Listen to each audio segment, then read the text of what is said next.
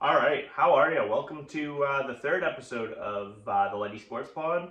I'm Eric. This is my dad, Dave. And like always, if you guys enjoy our videos, give us a like, a subscribe, etc. Whatever you guys want to do to help out, that'd be awesome. And then just a reminder too, if you guys are interested in getting in the dialogue and stuff, throw some comments in the comment section on YouTube or even message me so that we can attack those at the beginning of the next pod. Literally attack, right? I don't want to get actually attacked. But anyways, so Sammy D, shout out Sammy D, shot me a message and wanted me to address a specific topic on the pod. He asked, will Travis Kelce retire? So Jason Kelce, his brother, as you guys all know, center for the Eagles, he retired. So maybe Travis wants to join him in retirement. Right? He is. Travis is 23, my gosh, 34. And Jason's 36. Yeah, and they are very close. They actually have a podcast together called New Heights. So shout out to that podcast. It's actually fun to watch. Two dudes that know their stuff. But I really think that this whole answer could change depending on if the Chiefs win the Super Bowl this year. Travis just seems like the kind of guy that once he wins his third Super Bowl, he'd retire. Yeah, I think he has a few more years left in him if he wanted to continue playing. Like, he seems like a competitive spirit. So I think he can still play if he's effective. I personally don't know what he's thinking, but I think the Super Bowl could kind of change his answer a little bit. He's had injuries this year, right? Yeah, he hasn't been as good this year either. Like, obviously he's slowing down a little bit. He's 34. He played great last weekend. Yeah, he did. He's drove the end zone. Wow, that was. Yeah, he did. I still think he can be a very, very good player in this league for the next 2, 3, 4 years even. He's just so good at finding open pockets. Like, sometimes they don't even draw. Like, he doesn't run a designed route. Nope. He'll like just go out there and look for a pocket where people aren't, depending on like zone and man, and then he just finds a way to get open. So I would be. He's got a great rapport with Patrick, right? Like, the pair of them now have the best touchdown quarterback to receiver ratio now in the playoffs. Yeah, they have the most touchdowns between the duo. Passing Gronk and Brady, and obviously Rice and Montana back in the day. So yeah. Are we gonna talk about Jason or no? Yeah. Jason had some fun there at that Chiefs Bills game. It was funny. He was drinking obviously a lot of beers, had his tarp off, was cheering. He was in tracks too, eh? Yeah. He's enjoying retirement. He even jumped down and said hi to some folks and some fans, had some beers with them. But I thought his wife's reaction in the background was hilarious. She just looked like she almost didn't care, and she just knows yep, this is my big dummy and I'm proud of it. Which kind of reminds me a little bit of me and Brianna. She is watching this. Pretty close, comparable. I like Jason. It was like the third, maybe fourth quarter. They showed a picture of him in the suite, and he still has his shirt off. He's drinking. He's got the tracks. He was leaned up against the wall. You could tell he's definitely had a few too many. But they even I saw a video. I don't know if it was on. He might have been on YouTube doing tailgate beforehand. He was doing tailgate. Oh yeah, he was drinking beer out of a bowling ball. That was it. Yeah, out of a bowling ball. Yeah, that was pretty cool. Yeah, Jason and Travis are both legends, actually from Cleveland. Yeah. Yeah, I think it was Travis that said this on his podcast that he when he was getting drafted to the NFL, he was begging the Browns to take him because he was a big Browns fan from Cleveland. Both of them are. East Heights is where, or I think that's what it's called, East Heights in Cleveland. That's why they're called New Heights, is their podcast. Yeah. But yeah, both two good guys. Follow them on their podcast because it's great. Let's see what happens to them this weekend.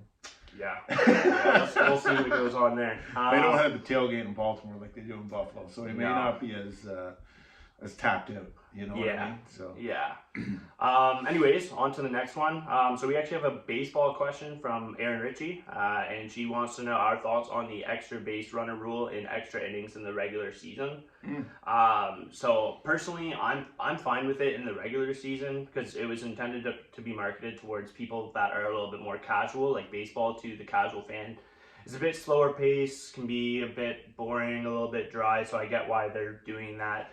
Because if we go to extra innings and like it can go up to like a 18, like I've seen 18, 19 inning game before, and realistically, like most people aren't going to sit there and watch that entire game if they can't score right away in extra innings.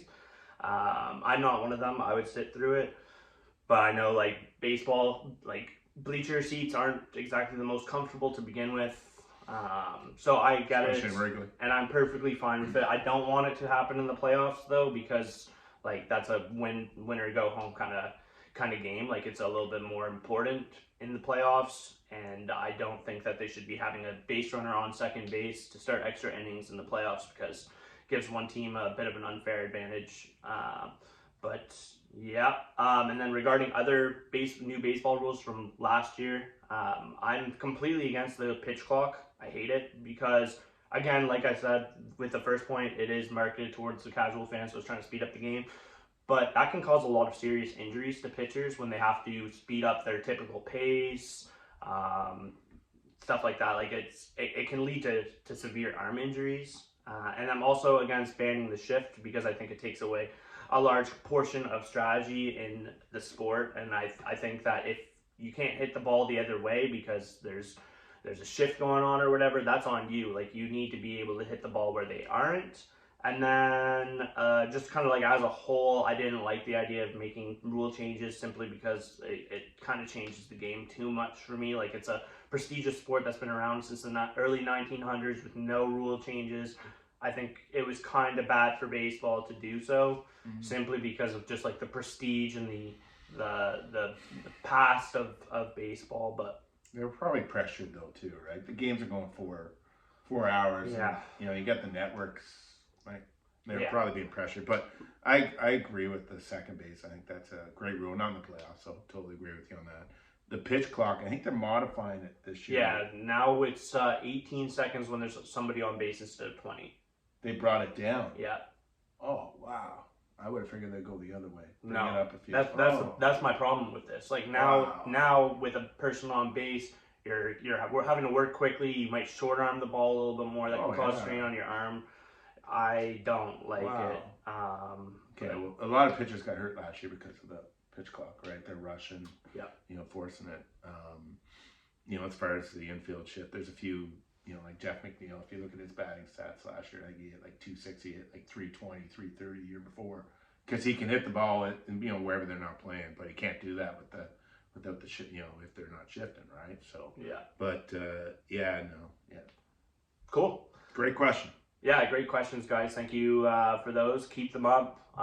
Like I said, we'll go over questions for the first 10 minutes or so of each pod. So now we'll get back into football. We'll go over this previous weekend and kind of what went down there. 3-1. Me too. We'll go over that in the picks portion just after this. So the Texans were at the Ravens, and the Ravens won 34-11. For me, the key to the game was the Ravens' unstoppable running game. Lamar ran for 100 yards. Justice Hill, who's relatively unknown, not really known as like a dynamic guy, 66 yards. Mm-hmm. Gus the Bus ran for 40 yards, and you even got Dalvin Cook in there a little bit, sprinkling 23 yards from him too. Like everybody, not too bad. No? Yeah, everybody was kind of out there doing their job. So to me, the key to that game was their running. And I think the key to their next game will be also running. Will KC be able to stop their run defense? If they can, I think they can win. We'll see. But yeah, that was this weekend's game. My take was the defense, the Ravens defense, their secondary, their line. They only rushed 4 the whole game, and they had pressure on CJ pretty much the whole game. They may have. I think they might have a spotter on Mahomes this weekend when they play, and they might have 5. But I definitely, that Ravens defense looks so strong. So strong. Well, yeah, they are very, very elite defense. They're definitely the best defense in the playoffs. Them and the Niners are, I would say, close. But those are probably the 2 most prolific defenses still left in the playoffs. Yeah. Speaking of the Niners, they actually won this weekend as well. So the Packers came to town, and it was a close one. I think I mentioned that last week on the pod. I said it was going to be like less than 7 points, and it ended up being 24-21. You actually called it might be a field goal. Yeah. And hey, look, the key to the game was a crucial field goal miss by Anders Carlson. That's sprung quite a debate on X, actually, because people are wondering, how did this guy get drafted? And is it because his brother is already an elite kicker in the NFL?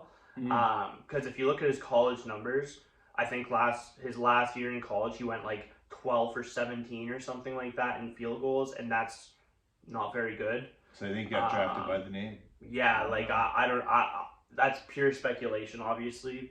It's kind of just connecting the dots, but he wasn't a very good kicker this year. He's young, he was inconsistent.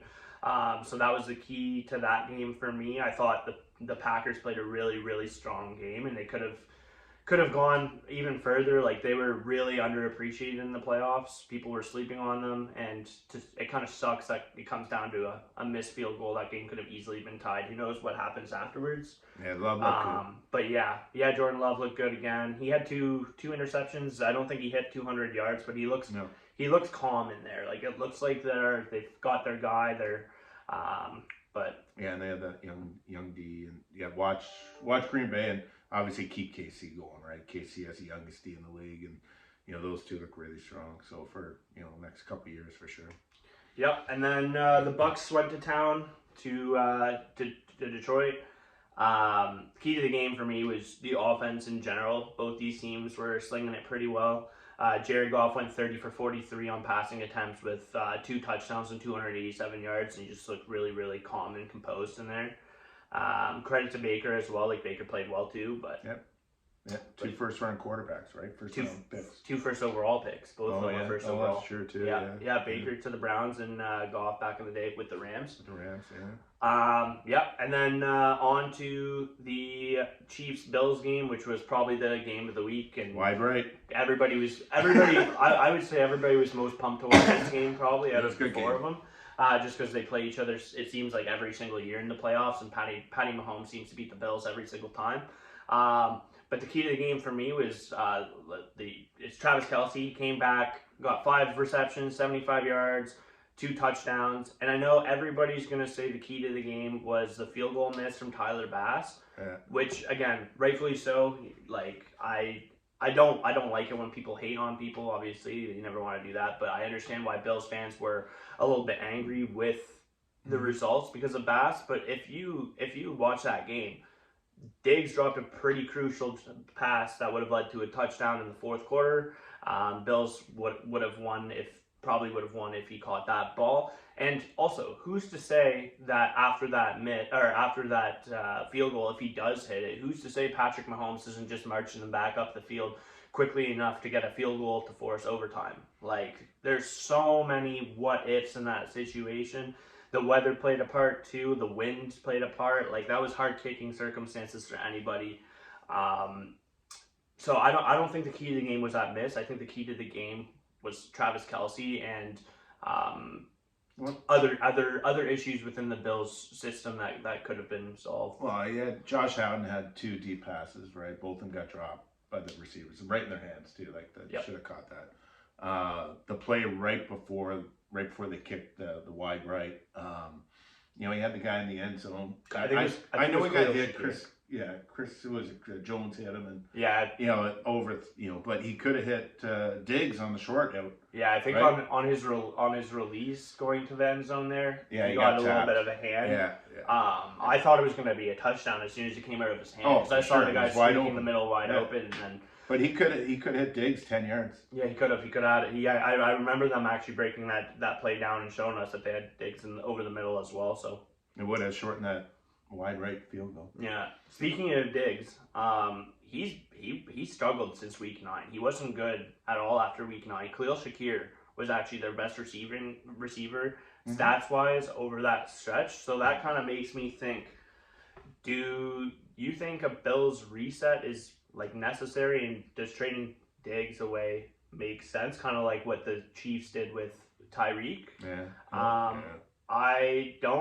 I don't hate the idea. I think a change up might be nice, because this team every year, it seems that they've got such a good team every year, but they can't make it far enough in the playoffs. I think something needs to give there. But Diggs hasn't been really part of the offense since they switched to Joe Brady, right? Yeah.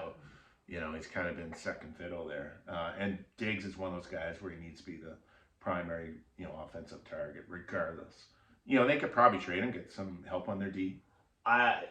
It's so hard to get actual players back in trades in the NFL. Like, I could see him going for like maybe a second round pick. Picks are valued so highly in the NFL. Like, well, what did Casey? Do you know what Casey got for Hill? Yeah, not off the top of my head. But I think it was a little different because I could be wrong, but I think Reek may have had a little bit longer contract. Oh, okay, I think he might have had a little bit more longevity, and I mean. Tyreek is a much better wide receiver than Stephon Diggs, to be honest with you. Like, Tyreek is that guy. Like, Tyreek is that guy. I think Diggs could be that guy too. So, and I'm a Bills homer, so fine. Like, Diggs is ultra talented, but I think Tyreek is kind of that next tier up, in my opinion. But, anyways, so we'll quickly too go over our picks from last week. So last week we each went 3-1. I picked KC, Detroit, and San Fran. He had Baltimore, San Fran, Detroit, and right now we're actually 7-3 each after 2 playoff weeks, which is pretty good when you're batting over 500 on picks. Too. Not bad, but I had Buffalo. Yeah, Buffalo lost. Yeah. I was only saying the winners. Oh, okay. Yeah, gotcha. No, I was just saying which picks we won. All right, I know what you're saying now. Sorry. Yeah. So first game this week, we got KC going into Baltimore. Who you got? I got a mini upset, I guess, to say the least. But I got KC winning this one. I think that the Ravens' run game is so good. It's elite, right? And I think they will win this game if they can't stop the run and they have to throw the ball. If they throw the ball a lot, I think KC wins, and I think Chris Jones is going to be out there causing headaches for Lamar, and I think Lamar's going to have to throw. I also think Steve Spagnuolo, the defensive coordinator in KC, is an absolute genius, and he's going to come up with some kind of scheme that will slow down Lamar. So KC's going to win this game. I can't bet against Patty Mahomes, as I've said. I think back-to-back weeks in the playoffs, this guy just continues to be. Well, how much do you think you're going to change your defense strategy? Isn't Lamar very much similar to Josh Allen? As far as foot speed and different kind of quarterback. Like Josh Allen, I know he's a drop back. Josh Allen's more strong physical runner. And Lamar's more finesse, a little bit more speed. If you're going to sack him, like if you're bringing a blitz to Lamar gets out of those a lot better than Josh Allen does. Yeah. As far as blitzing goes, he can turn a blitz into a 30-40 yard run, whereas Josh Allen, that's a little bit less so. Like, he's going to try and throw the ball, he's going to try and force it. So I think a lot of what KC is going to bring is actually going to be a little bit more laid back. They're going to be playing back off of him a little bit. They're not going to bring as much pressure and just going to force Lamar to be a pocket passer. Yeah, use his arm. But we'll see. Also, news to note, Ravens are welcoming back star tight end Mark Andrews.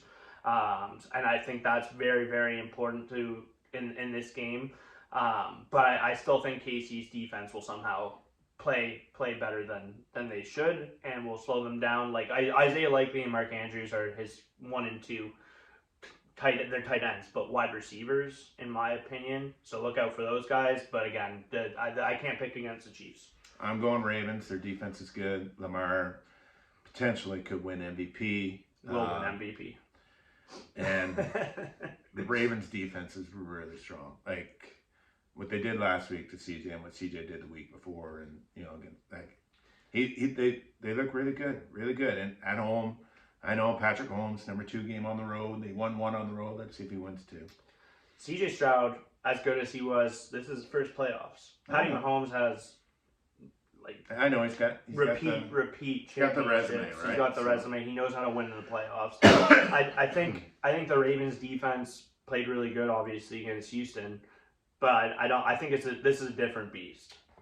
Like, this is a completely different beast. Like, Patty Mahomes is too good, in my opinion. But anyways, off to the next one. Lamar's not bad. Oh no, Lamar's a freak. I agree, but. How's Lamar's playoff success look? Yeah, not really bad actually. Yeah. Anyways, Detroit's going into San Fran, and I had San Fran winning the whole thing from the beginning of the year. But might be a bit of a homer pick because they're a little bit more fun to watch. But we're going to Detroit. Detroit's going to win. I like Lions. There's just so much heart, passion. Like San Fran struggle against Green Bay.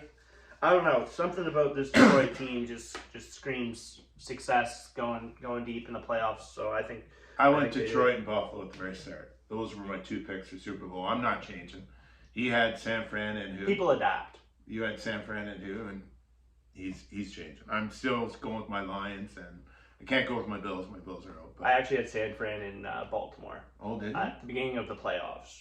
So I didn't even pick Baltimore to go to the Super Bowl anymore either. A little bit of changes. Wow. A little bit of changes. Yeah, you're definitely going on the fly. Well, I mean, everybody's picking San Fran and Baltimore in the finals. Hmm. What's fun in that? Weird weather though last week. See that rain? Wow. Yeah. It's crazy.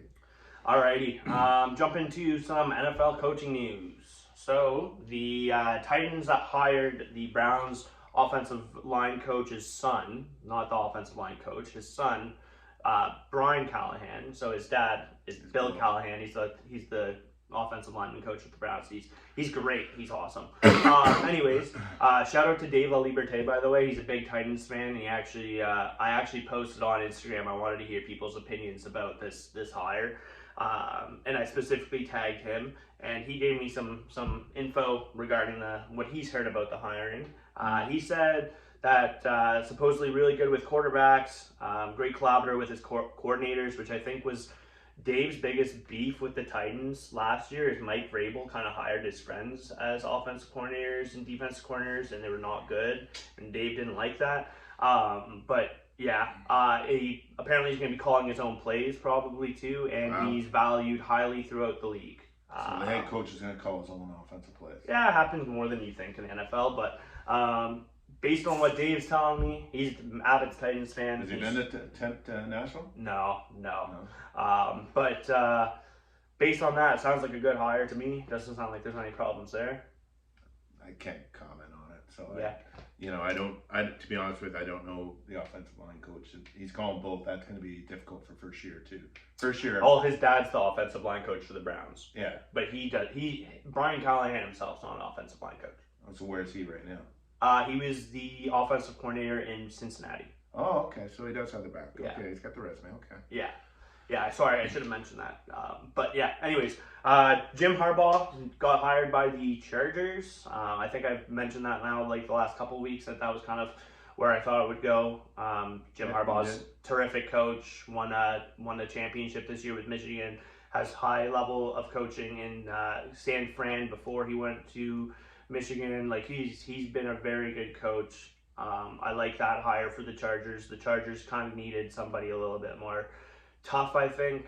But yeah, so that's a good hire. The Carolina Panthers are signing first-year offensive coordinator from Tampa Bay, Dave Canales.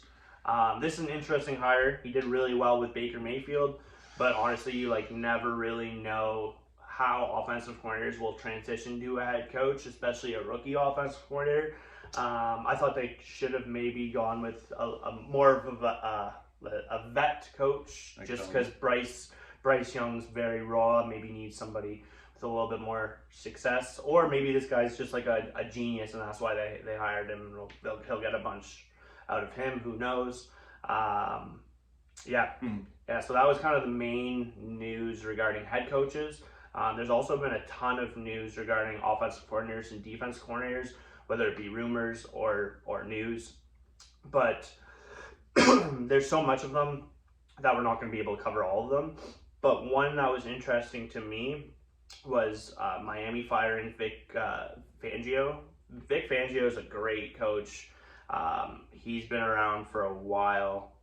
This team is more of an offensive juggernaut than defensive juggernaut. Like Vic Fangio is the defensive coordinator, but he has a ton of success in this league. Miami made it to the playoffs. I don't like the firing, but yeah. Interesting. Yeah, so that's the coaching news. That's where's Hoodie, Bill? Yeah, we're still waiting on Bill. I know he got a second interview with Atlanta, but Atlanta's also interviewed already 14 different coaches, is what I heard today. You thought he might go to Carolina, right? Yeah, I thought Carolina was maybe a fit because of Bryce Young, Yeah. but we'll see how that works out. Anyways, that's it for our NFL coverage today. We're gonna get on to some baseball news, and it looks like we finally are maybe hitting that point in the off season where some signings are happening. We had quite a few over the last week. Not most of them weren't like massive. We have one really big one though to talk about. Elite closing pitcher Josh Hader signing a 5-year, $95 million deal with the Houston Astros. Last year he had an ERA of 1.28. He had 33 saves, and he's an elite strikeout guy. He had a K per 9 of 13.6, which is insane.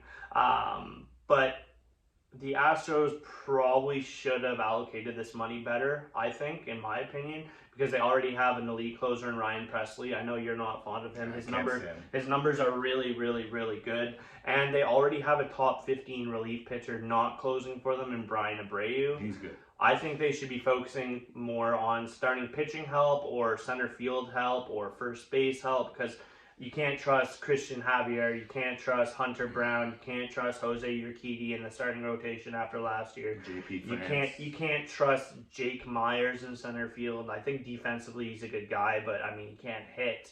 And even at first base, Jose Abreu was really bad last year. They need to allocate that money, I think, better. I think they should have been targeting other people. I don't think Josh Hader was a great fit. But like I can't say I hate the deal because the guy is elite. Like you can't say it's a bad deal because he is elite. But yeah. I don't get the fit that much. MLB is all about bullpens now, right? Starters don't do 5 innings. Presley's contract's up at the end of the year. They signed for 4, so they've guaranteed him they got him for 5, right? You know what I mean? Presley's free agent next year. I get that, but $95 million. I know. Well, it's what's he get? Diaz money? What Diaz get? 5 for 100? He's getting the. I think it was pretty much the exact same deal that Diaz did sign. I agree with you. But I don't like it either. But they're gonna have cap room next year, right? I think Altuve, Bregman.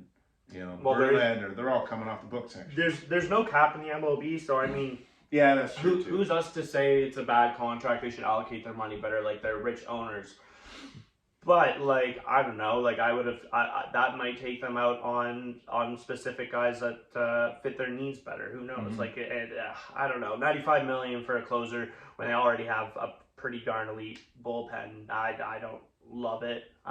Anyways. Brent Suter signed with the Cincinnati Reds at 1 year, $3 million. We'll see if he ends up starting because that was the rumors early in the offseason. But he had a 3.38 ERA last year, and he generates light contact. His hard hit percentage was only 26.4, so he does induce really light contact. He's got that funky delivery. I think that could be a solid signing by the Reds if used properly. Again, I don't think he's a starting pitcher. Throw him in the bullpen. It's a good signing. Stays in the division, right? Yep. Went Milwaukee to the Reds. So. Yep.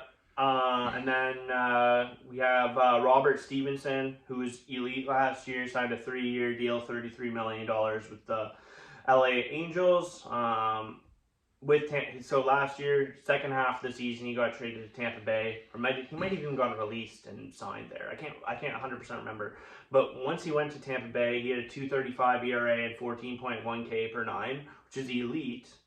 But this is a big buyer beware for me. I actually don't like this one that much, simply because before his half season in Tampa Bay, Robert Stevenson was really bad. His ERA almost every year was around 5. Like his stuff's all right, but I think Tampa Bay is really good at coaching and really good at getting the best out of their players, and I could see him going to a dumpster fire that is the Los Angeles Angels. Things could go awry rather quickly. I think Tampa Bay is kind of a beneficiary to most pitchers, most players even. So, but they actually, I believe they traded for him. Stevenson, I picked him up in September last year in a pool, and he won it for him. He's got some stuff. He does. I know he had stuff just in Tampa. He didn't before that, but he may be going to the Angels now and even being a closer there. I think Carlos Estevez is still the closer. He had a good year last year. Well, they gave him big money. Carlos was even on the All-Star team last year, but his second half last year was awful. Yeah, I don't know. I think this is a beware kind of contract. 3 years, $33 million to a guy that had a half good season. Relief pitching. A little iffy. They give the money to the relief pitchers, yeah. Everyone. Yeah, and I get it. Games are shortened. Pitchers are coming. Starting pitchers are usually yanked at the fifth inning. I get that. Yeah. But I don't know. Like, you need a bullpen. Yeah, $33 million to a guy that has one half good season is too rich for me. I remember you were mentioning him as like a Blue Jays target. Maybe I was. I'm really glad they didn't sign him to that contract, to be honest with you. But anyways, off to the next one. We got the Pittsburgh Pirates signed Aroldis Chapman to a 1-year, $10 million deal. I don't like him because he's a scumbag based on where he's off the field. We're not going to get into that today. You guys can look that up yourself. He's not a good person. Anyways, he had an ERA of 3.09. He had a K per 9 of 15.9 and a FIP of 252 last year. So he was actually better than his ERA suggests. However, like, again, he's over the last few years, minus last year, the 3-4 years before that when he was with the Yankees, he was pretty ineffective. He still throws gas, throws over 100 miles per hour, has a nice slider. Again, no such thing as a bad 1-year contract. So I don't think it's a bad contract, but I don't like the guy. So how much again? 1 year, 10 mil. I don't like the guy. Anyways, off to the next one too. Here we go. The Dodgers signed James Paxton. Oh, Big Maple. Yes, sir. You got a 1-year, $11 million contract. That's way too much, first off. But again, no bad 1-year contracts. I don't believe that there's bad 1-year contracts. His ERA last year was 4.68. He had a K per 9 of only 9.5, which is way below his career average. And he comes in with so many years of injury concerns.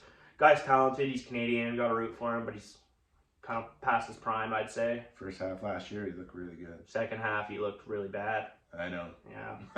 First half, he was. Yeah. I saw a couple of his starts. Really sharp.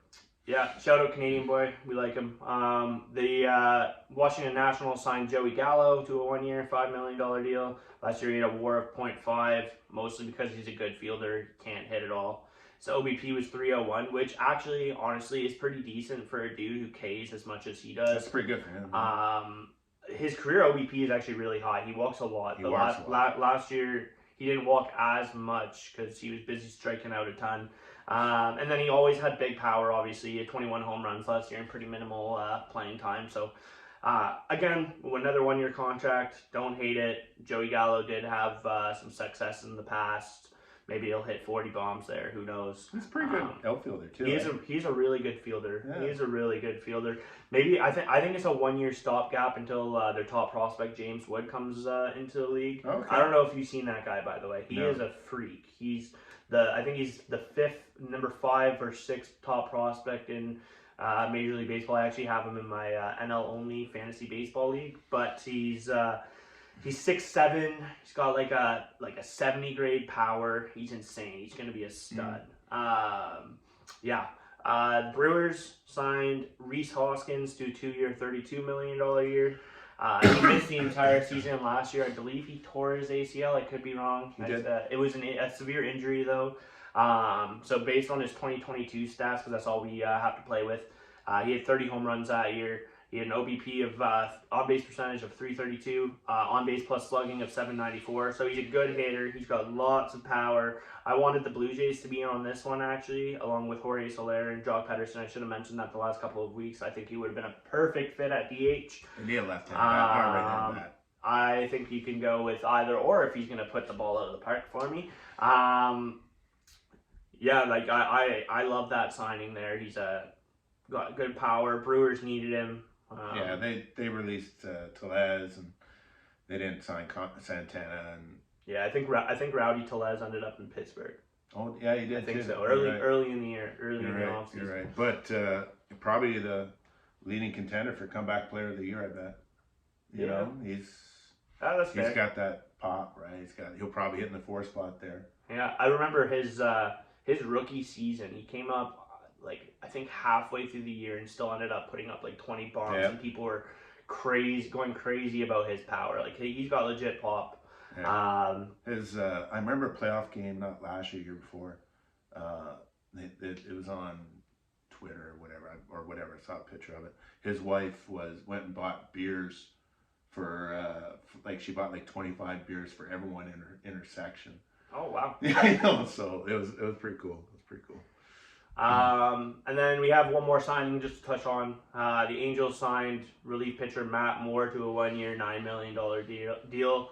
Last year he had a 2.77 ERA, but his FIP was actually 3.77. So it seems like his numbers were a little bit lucky. He had a K per 9 of 10.5, which is up from previous years. It was actually his career high since his rookie season. So again, another 1-year deal. Don't hate it. $9 million might be a little steep for a bullpen guy that had pretty lucky numbers last year. But he went to Japan, pitched a couple years in Japan, came back over. So yeah, I think the Angels also DFA'd him last year. Now they're signing him to a 1-year, $9 million deal. He started the season last year with the Angels. So yeah, and then they went through a designated for assignment spree where they cut a bunch of solid players. He was one. I think he was one, yep. Anyways, so that's it for the MLB signings this past week. We'll get into some MLB rumors. So the Pirates are showing interest in former Blue Jays farmhand. He was part of the R.A. Dickey deal. Noah Syndergaard used to be elite. Obviously doesn't have that anymore. He's had a few shoulder surgeries. Completely different pitcher than when he was with the Mets. But interesting nonetheless, just because he's a former Blue Jays top prospect. Sure. According to John Heyman, the Angels are interested in Joey Votto. Oh, I got my Votto jersey on. Repping his Votto jersey right now. The Reds do not plan on bringing him back, according to the team. So he's going to be gone. They don't have a spot for him. They have 2 kids there playing. Well, they have Christian, 3 actually. Christian Encarnacion Strand is going to be their first baseman. I think he's got insane power. John Heyman also reported that Blake Snell could sign with a mystery team, Blue Jays, and the deal could come late in the offseason. So we have no idea who could be in on that. I put something in there like Colorado. Because they did that with Chris Bryant a couple years ago. Chris Bryant signed with a mystery team. All of a sudden he signed with Colorado. But the difference is here. Chris Bryant's born and raised in Nevada, which is right next to Colorado. Like, I'm pretty sure Colorado's his closest. Snell's a Seattle boy, so he's from Washington. He is, but I don't think he wants to pitch in Colorado where the home runs and the hits are so elevated coming off of the Cy Young season. I don't think he'd want to go from being a sub-2 ERA pitcher to maybe a 3.5 ERA pitcher, depending on how many home starts he gets and stuff like that. Yeah. Like I don't think he'll do that. I think Toronto and Seattle could be the 2 mystery teams. Well, we mentioned this last year. There's about 10 teams interested in him. So yeah, I agree. But they're 3 weeks away from spring training. 2 weeks away. I'll make a bay sign soon. Yeah, they're coming. It's coming soon. I think catchers and pitchers usually report mid-February. Yeah, I think. Yeah. So we'll see. And then the Mets are interested in some elite bullpen help. They're interested in Hector Neris and Ryan Stanek, both who had really, really great numbers last year. And then Arizona, so a team that just went to the World Series. They're in talks with Jock Peterson, who wants some DH help.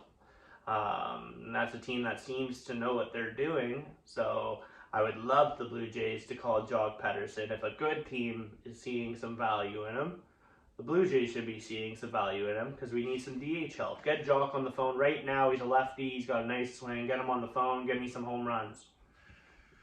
Okay. You know how I feel about that. So yeah, that's fine. You're a known Jock Peterson hater. Well, I think they should sign Brandon Belt, but we're not going to go there. I'm not going there. The guy's 40 years old. Can't hit a high fastball anymore. Can't hit high velocity anymore. He's a breaking ball hitter. He walks a lot, sure. Strikes out way too much. He's a meh fielder at his age. He's getting too old. I'm not on him. Anyways, so that's it for our MLB rumors. Let's quickly talk about our Hall of Fame results because the MLB announced who was getting into the Hall of Fame this year. Last week we talked about who we thought should be on it. The results came back. Adrian Beltre, Joe Mauer, and Todd Helton, congratulations on being inducted to the Hall of Fame. Just a couple of fun facts about two of our newest Hall of Fame members. Todd Helton was actually the starting quarterback at Tennessee when Peyton Manning was there, and Peyton was actually his backup for a season. Oh, wow. Which is pretty cool. And then Joey Mauer, he actually threw 41 touchdowns in his senior year of high school as a quarterback and beat Larry Fitzgerald, also Hall of Fame NFL player. He's a wide receiver for the Cardinals, for Mr. Football in Minnesota. And he was also an All-State in basketball and averaged 20 points per game. So a couple of good athletes there that weren't just baseball players. There's a lot of those, like NFL players that were drafted in the MLB. Tom Brady was drafted in the MLB. Russell Wilson was drafted in the MLB. Patty Mahomes, I don't know if he was drafted in the MLB, but he was a baseball player and he threw 90 miles plus. His dad played in the MLB. There's been lots of MLB guys that play other sports. Kyler Murray was the first overall pick in the NFL and was the 9th overall pick in the MLB by Oakland. So hey, like there's a lot of great athletes out there between the NFL and the MLB, and I hope we see some more two-sport athletes coming up. But hey, congrats to Joe Mauer getting in the Hall. Yeah, he had Joe Mauer getting in the Hall. I thought he could have waited a year. I don't think he should have been on his first ballot, but great baseball player nonetheless. And yeah, we hope you guys enjoyed our podcast today. If you liked it, give us a like, give us a subscribe, check us out on Instagram. At LightySportsPod. And again, we encourage you guys to shoot me messages, whether you guys have questions. You can post them in the comments too, so that we can talk about it at the beginning of the next podcast. Yeah. Take care. Anyways, take care. Have a good one. Have a great rest of your week.